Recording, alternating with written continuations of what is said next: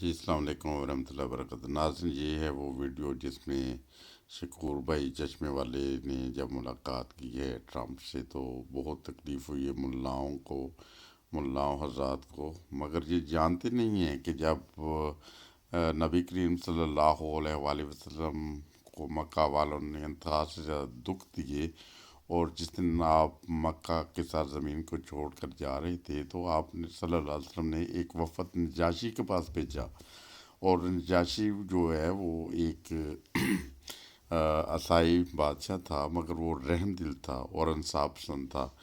اور نبی کریم صلی اللہ علیہ وسلم نے حضرت جعفر بن طیار جو ان کے کزن تھے شاید تو رشتے میں، تو ان کو بھیجا، اور ساتھ ان کے عورتیں تھیں، بچے تھے اور کچھ اور افراد بھی تھے صحابہ کرام، اور انہوں نے جا کے سارے نجاشی کو اپنی صورتحال بتائی۔ تو جب نبی کریم صلی اللہ علیہ وسلم نے ایسا کیا ہے تو اسی طرح اسی کی سنت پہ عمل کرتے ہوئے نبی کریم صلی اللہ علیہ وسلم کی یہ اور صحابہ کی یہ شکور بھائی چشمے والوں نے 3 سال بامشقت قید کاٹنے کے بعد، حالانکہ انہیں 5 سال بامشقت سزا تھی، اور جب یہ ٹرمپ کے پاس، اور انہوں نے جب اور بہت سے ریفیوجی کیے تھے بہت سارے ممالک سے، مختلف ممالک سے، انہوں نے بھی اپنے اپنے جو پناہ گزین تھے انہوں نے اپنے حالات بتائے، اور اسی طرح شکور بھائی چشمے والے نے بھی اپنے حالات بتائے کہ پہلے میری دکان تھی سرگودا میں، پہلے اسے لوٹا گھسوٹا گیا ہے، پھر وہ وہاں سے چھوڑ کے جب وہ ربوا آ گئے ہیں تو ان کی دکان سے چند ایک ایسی کتابیں ملی ہیں جن کے اوپر قرآن آیات لکھی ہوئی تھی، اور اسی کے زمرے میں ان شکور بھائی چشمے والے کو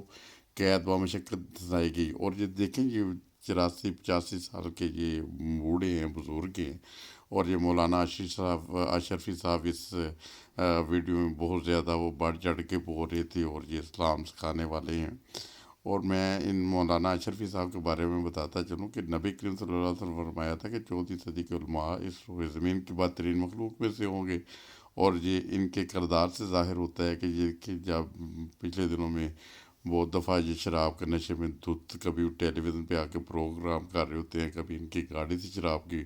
نشے کی وہ شراب کی بوتلیں ملتی ہیں، اور ایک دو بھی نہیں، درجنوں کے حساب سے، اور یہ ان کا ابھی میں کہتا ہوں ان کا اگر میڈیکل چیک اپ کیا جائے تو ان کے خون سے شراب کے جو اثرات وہ ملیں گے،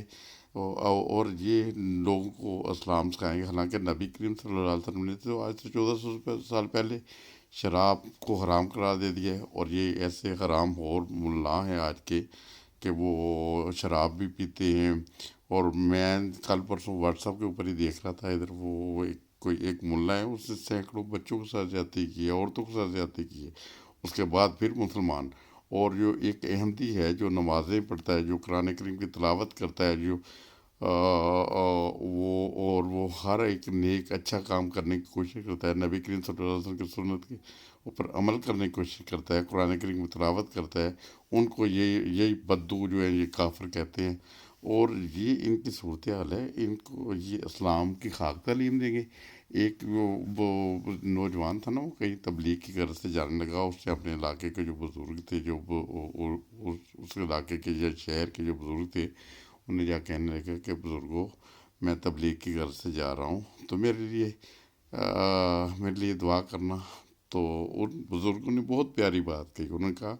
کہ بیٹا کوشش کرنا کہ تمہیں زبان سے تبلیغ نہ کرنی پڑے، کہ تمہارا کردار ایسا ہونا چاہیے، خوبصورت انداز ہونا چاہیے، آپ کا جو مسلمان ہے وہ آج یہاں ایک اچھا انسان ہونا، آپ کو دیکھنے والے کو محسوس ہو کہ یہ کون سا انسان ہے، اس کا کون سا دین ہے، کون سا مذہب ہے، کاش میں بھی وہ یہی مذہب اختیار کر لوں۔ اور یہ بدروحی اس روح زمین کی بدترین مخلوق کو شراب پیتے ہیں اور دوسروں پہ کفر کے فتوے لگاتے ہیں، یہ ہے اسلام ان لوگوں کا، اور یہ اسلام کے لیے بدنامی کا باعث بنتے ہیں۔ مولانا اشرفی